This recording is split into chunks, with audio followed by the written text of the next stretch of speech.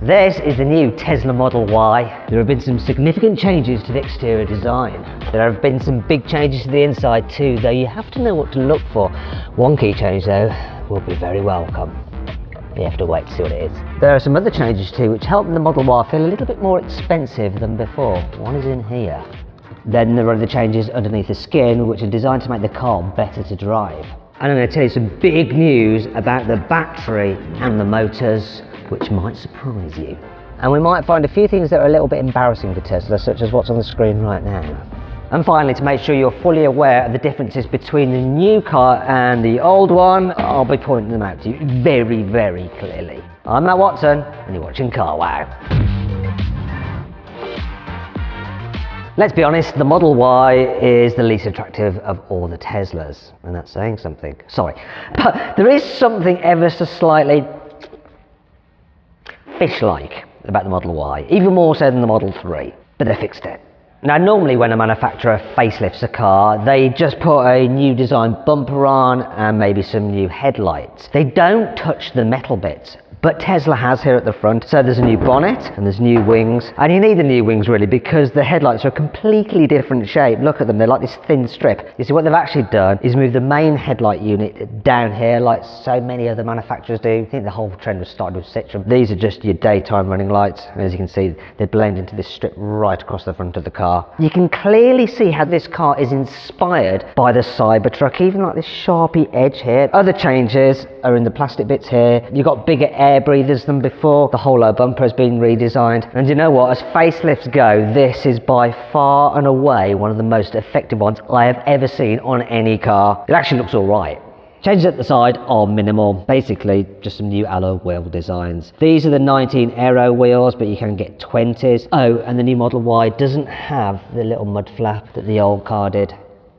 There are some new door mirrors though with this little crease in them there. Don't look cool, but they do serve a purpose. More on that in a second. The biggest change is here at the back. So this is the old Model Y, and do you know what? It's as though they didn't even bother to design this car. They just got a Model 3 and then just stretched the image on their phone and goes, that'll do. This is way better, isn't it? It actually looks quite good for like a mid-level family SUV. Some key differences, you probably notice the rear lights, which look very, very cool, and they actually project the mood lighting here over the Tesla badge. Look, if I put my hand there, you'll see. Ooh, got a redesigned rear diffuser as well, and a slightly different spoiler, and that brings me on to the differences. You see, while they work visually, they also work aerodynamically. You see, the longest range four-wheel drive version of the Tesla Model Y used to be able to do 331 miles on a full charge, whereas this new one, like for like, can do 353 miles. So that's an improvement of 22 miles, just thanks to all this extra aero stuff. Clever. Now Tesla hasn't really said that they've improved the quality on the new Model Y, but I think they have. Here's why. So listen to me open and close the door on the old one.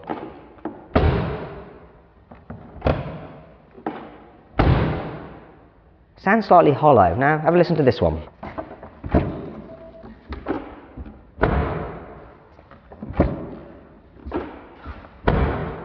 That sounds more expensive. Also, here in the back, while the door pockets are lined with felt, the actual inside isn't, so things can still rattle around in there. Plus, look at the pockets on the seat backs, and look, just a little flap of fabric-y stuff. Here in the new car, the lining in the door pocket not only feels like slightly plusher, but you do have it throughout the entire door bin. Also, the door bin's way bigger. Look, it goes all the way back there. Plus, proper airplane style folders on the seat backs, way more premium. Also, the fake leather in the old car does feel a little bit plasticky, and you know, while the quality here on the door trims is okay, I like the Alcantara bit here, when you move over to the new car, that just feels more expensive. We've got more materials going on, more design, just feels nicer, especially the fake leather on the seats, just less fake feeling. Here's the cockpit of the previous generation Model Y. Just take note of the center console design with the exposed cup holders, storage there.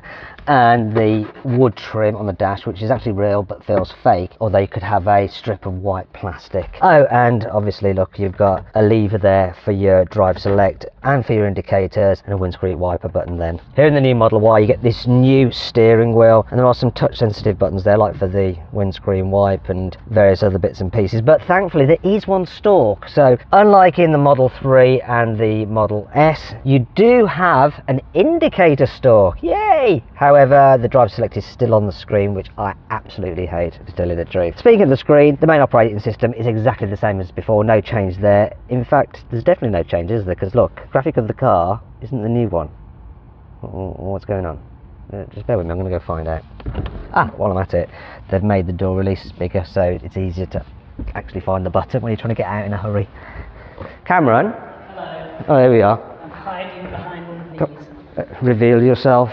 So what's going on in here? Because I've noticed that we've got the old Model Y. Oh, free. Yeah, what's going on? Free production. It's going to be a software update to get rid of that. Okay, but obviously when you do the update, it will go over the air, but it will only go to the new Model Ys and not to the old one. So you won't end up with that, the new one, on the screen of the old Model Y, will you? Thinking, or maybe that'd be a tactic to get people to like upgrade. They'll be like, oh no, I'm looking at the new car, it looks way better. I think I need to get the new one. Because you're too early.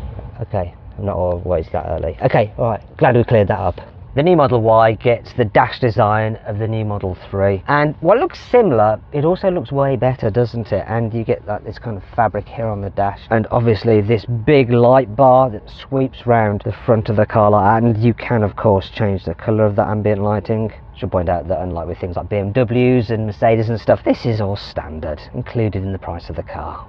All these features, you get everything that's standard pretty much on a Tesla Model Y. Right, what else do you need to know? You've got a cubby space there, but now the cup holders are covered, just so it has a nice cleaner design to it. Very similar, but just slightly better. Plus, the seats just feel better than before as well, more comfortable, and they're perforated. And the reason they're perforated is that as well as being heated, they are now also cooled. Look, you can cool your seats. Lovely.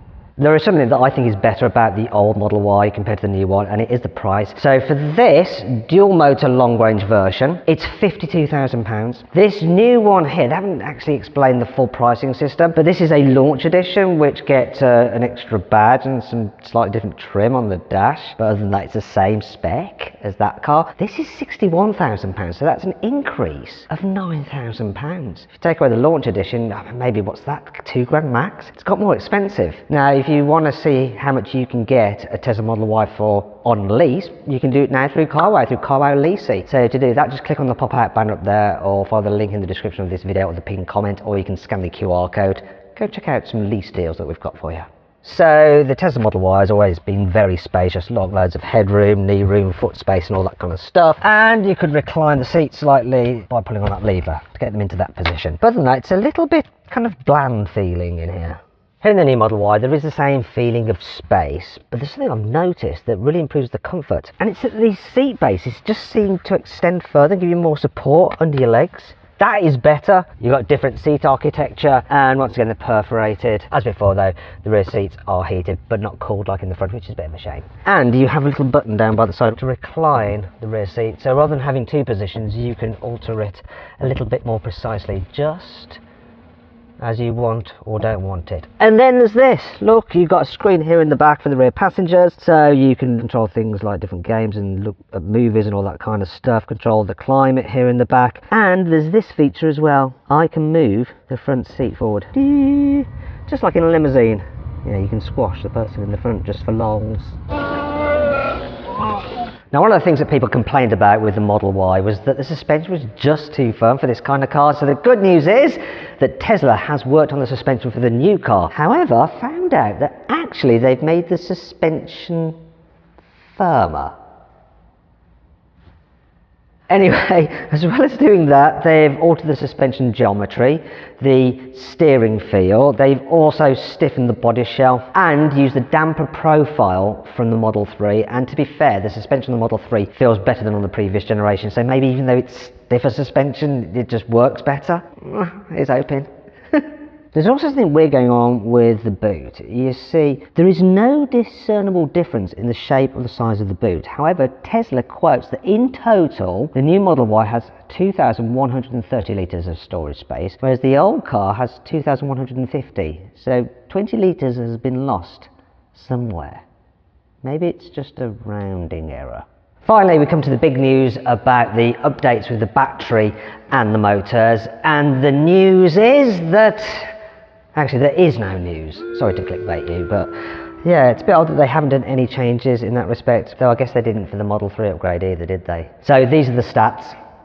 Now you might be thinking, I need to get myself a Tesla Model Y, but I don't think the changes of the new one are really worth it. So what I'm going to do is get an old Tesla Model Y, get one used, and you can now do that through CarWow. Click on the pop-out banner up there, follow the link in the description, or follow the QR code on screen now. You can see a listing of Tesla Model Ys currently on sale on CarWow. On the flip side though, you might be thinking, do you know what? Finally, I can get myself a Tesla Model Y because now it doesn't look ugly. This is much better. Well done.